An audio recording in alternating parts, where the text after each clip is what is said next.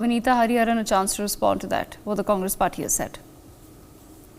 Yeah, I would say their confidence is, let their beliefs save them.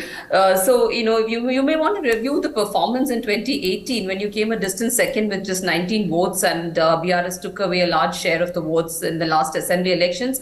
Having said that, nevertheless, it's going to be BJP's, as I said, the implementation of the programs and policies on the ground. Where is the government getting funds? Where is the state government getting funds?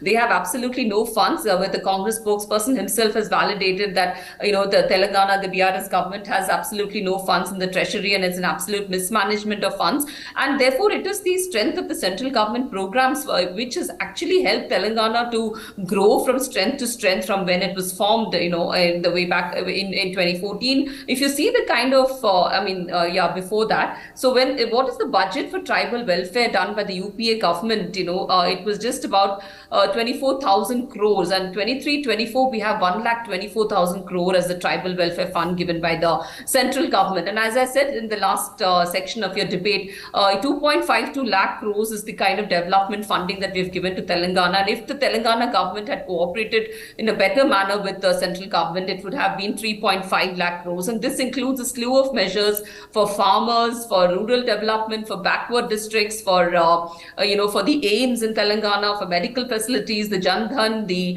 Ayushman Bharat, the Garib Kalyan Yojana, and there's a plethora of schemes which the Prime Minister has rolled out for every state government, and Telangana has been a huge beneficiary of these schemes. And it's in the strength of these schemes, which is the actual way in which elections have to be fought, I would say. It's not just based on, some leaders coming and going. It's about the strength of the organization, it's the strength of the implementation of the programs on the ground. And if Congress has absolutely no locus standi to talk about implementation, because we have seen the kind of tardy implementation that has taken our nation to absolute darkness. In 2014, as I said before, we didn't even have toilets for every person in this country, and today we are the globe's fifth largest economy, from fragile 5 to fastest 5 to the fifth largest economy. So that's a story which only the Narendra Modi government can roll it out on the ground, and the strength of his vision is absolutely larger than life, and that is going to beat every other, and it has to beat every other regional and provincial,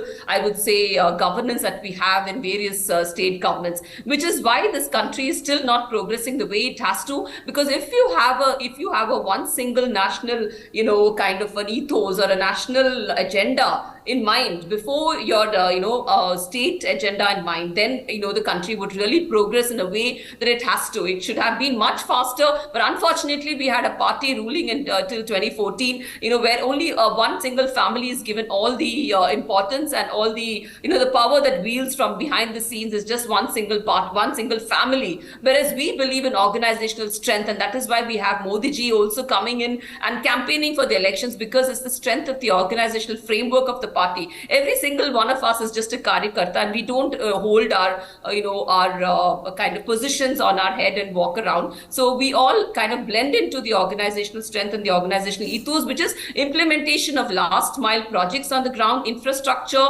It started with basic amenities, because the Congress left the economy in shambles. It left the country devoid of basic amenities. Even we had to build the country from brick to brick. 2014 to 23-24, the story is there for the globe to see how we have progressed under the Modi government. So there's no denying that. The Congress government has absolutely they would be speechless, because the kind of achieves and accolades that we have received across the globe for our developmental narrative. So that's the strength on which we run, and we will continue to run that narrative, whether people buy it or not, because people generally fall for freebies, which is the bane of our country today. Because you have several of these state governments coming and offering freebies at the state governments, and unfortunately even a national government like the Indian National Congress goes to the voters with a slew of freebies, and you're just not able to kind of fulfill your promises in the manifesto that you give. We have a manifesto which is scientifically designed,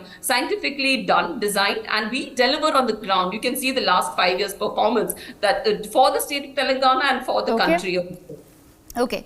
I can only respond. laugh at what he said just now because I really don't want to get into this battle of words with him because it's a globally acclaimed story. Narendra Modi's development is a globally acclaimed story, and what are they talking about? Modi ji. It is them who keep taking Rahul and talking about Rahul Gandhi all the time. It's Rahul Gandhi versus Modi ji. Rahul Gandhi has absolutely no locus standi to even be compared with Narendra Modi, and the kind of story that he's kind of developed over the last 10 years. Unfortunately, is not just a story like what the UPA government did for the last so many decades of governance in the country, and they've taken the country from loot to loot, whereas we've taken the country from strength to strength. And anyway, I don't want to indulge in such kind of kind of lowly talks because we have figures and statistics to speak. If he can just Google up and see what all the Narendra Modi ji government has done for Telangana, kind of funds that have been transferred. I've already said that in several sections of the debate, so I don't want to repeat myself, but the figures are there to speak. The lakhs and lakh crores of budget. 3.5 lakh crore was the potential that we could have done, but because of the BRS government's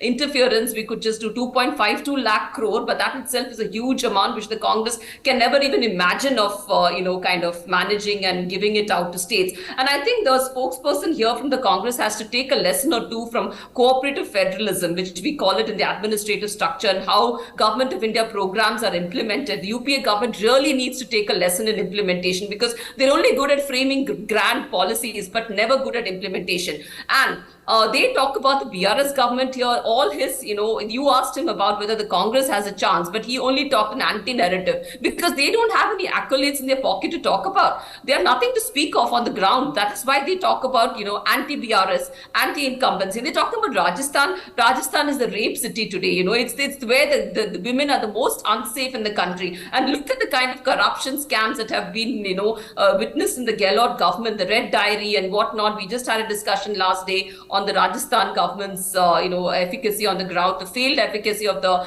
Gehlot government, the infighting in the Congress. Let them introspect first and then point fingers at this very robust organizational edifice that we have in the National Democratic Alliance. I think before that, the Congress has to correct its own narrative and its own story, internal story. When he's talking about anti-BRS, so that means he's also talking about his ally in the India Alliance at the national level. Is he joining hands with the same corrupt, feudal, and whatever he called them, those kind of adjectives that he used to his own partner in crime in the India Alliance? Is this the narrative that the Congress is, kind of giving out at the national level? Is this what the story that they're going to take for the 2024 elections? I must ask the Congress to first introspect, review, and see where they stand in terms of the national narrative, and then not just talk of freebies and then not deliver them on the ground in various state governments where they've won elections by kind of duping people into freebies. Okay, all right.